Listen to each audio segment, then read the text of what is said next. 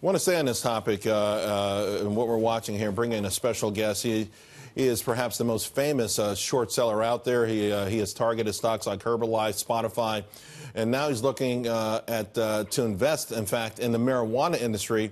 He's considering launching a fund aimed at the cannabis market. Andrew Leff joins us, Citron Research founder.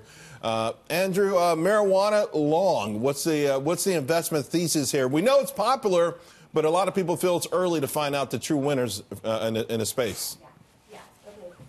Well, actually, it's not marijuana long or cannabis long. It's cannabis long and short. There's a lot of froth in the space right now, a lot of overvaluation in the space, but you also can't deny the global movement that's going to be behind it over the next few years. So there's going to be winners and there's going to be losers, and that's what I'm looking to find, the winners versus the losers. But right now, I think the publicly traded stocks are extremely inflated in the cannabis space right now. So are there names, though, in the, like with Tilray or Canopy with that huge investment from Constellation Brands?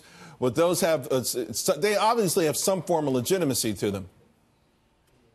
I mean, Canopy has the legitimacy from Constellation, and they also have the biggest production, no doubt. And when you say some form of legitimacy, Tilray went public at $17 in July, and right now the stock's trading maybe $130. So there's a big difference between legitimacy and stock price. Yeah, absolutely. We know that. We know we're in the hype phase of this whole industry, and we've seen what happens there. Speaking of hype, of course, I want to ask you about Tesla. I know you've been shorting this one.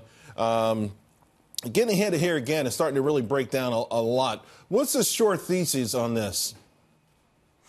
I mean, the short thesis is it's a car company. They're losing money, and they're run by a CEO who's a complete loose wire, and the demand will not be there for the Model 3 going forward.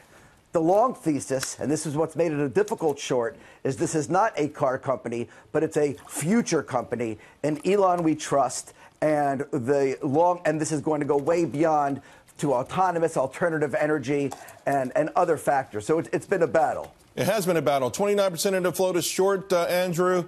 We've seen a couple of major short squeezes. In fact, after the last earnings report, Elon Musk is promising a strong number. Are you going to be short into the earnings announcement?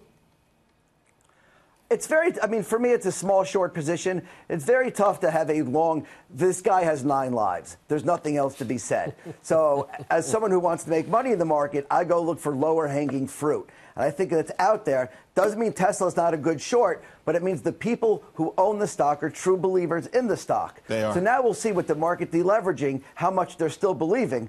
Obviously, they're believing a lot less now than they were a few days ago. And it seems that the more he tweets and the more of his antics might be losing the support of his shareholders. But, you know, you have to respect the fact of the people who own the stock and what they look at it. No doubt about it. I mean, look at the stock today. Yeah. There's sort of a cult-like figure around him for some of these investors, Andrew. I agree with you. We got to let you go, buddy. Hey, great talking to you. Thank you very much.